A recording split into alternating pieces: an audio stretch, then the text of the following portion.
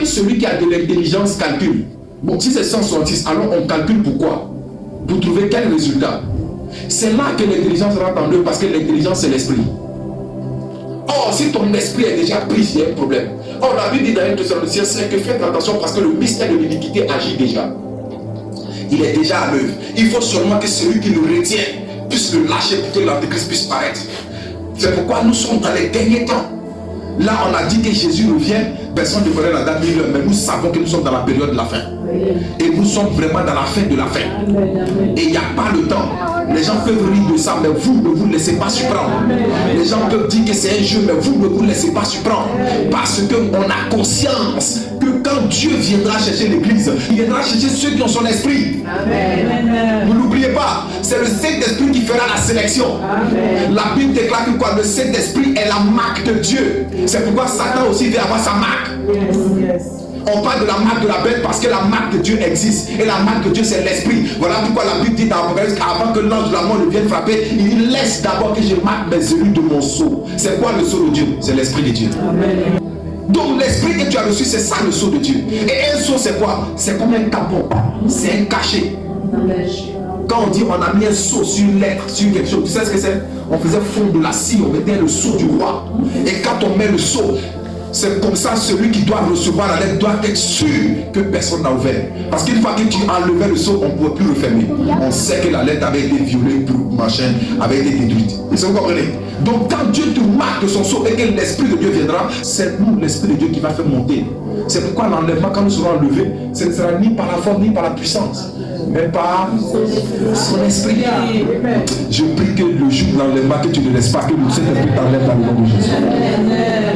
C'est pourquoi je vous ai dit que le Saint-Esprit nous aide à avoir des grâces, des bénédictions. Mais ayez conscience qu'au-delà de l'argent, au-delà de l'or, au-delà de nos projets de maison, de voiture, de tout ce que nous faisons, n'oublions pas que nous avons reçu un esprit avec lequel nous devons vivre éternellement. Et moi, je prie le Père. Et il vous donnera un autre consolateur. Il vous donnera un autre consolateur. Afin... Jésus était sur la terre, il va vous envoyer le Saint-Esprit. Afin que quoi? Afin qu'il demeure éternellement avec vous. Qu'il demeure comment? Éternellement.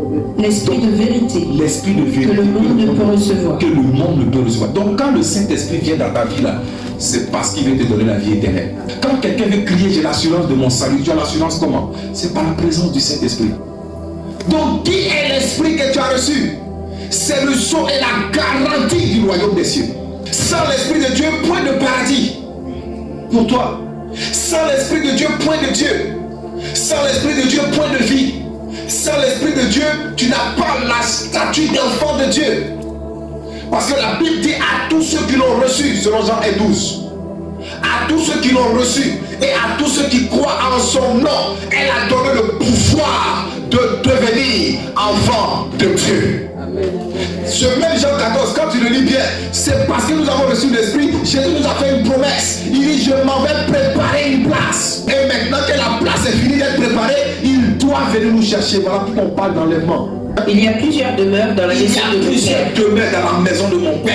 Si cela n'était pas, je vous l'aurais dit. Si ce n'était pas vrai, je n'allais pas vous le dire. Je vais vous préparer une place. Je vais vous préparer une place. Et lorsque je m'en serai allé. Et lorsque je m'en serai allé. Et que je vous aurai préparé une place. Et que je vous aurai préparé une place. Je reviendrai. Je reviendrai. Et je vous prendrai avec moi. Et je vous prendrai avec moi. Afin que là où je suis. Afin que là où je suis. Vous y soyez. Vous y soyez aussi.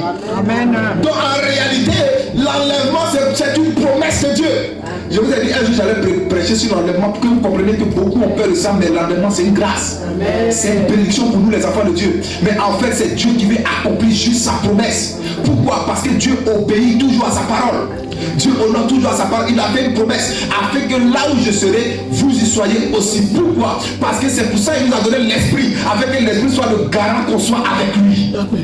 Afin que l'esprit nous aide à être là où il est. Donc le Saint-Esprit dans notre vie, c'est pour nous permettre de marcher comme Dieu veut que nous marchions, pour pouvoir être près de lui pour l'éternité.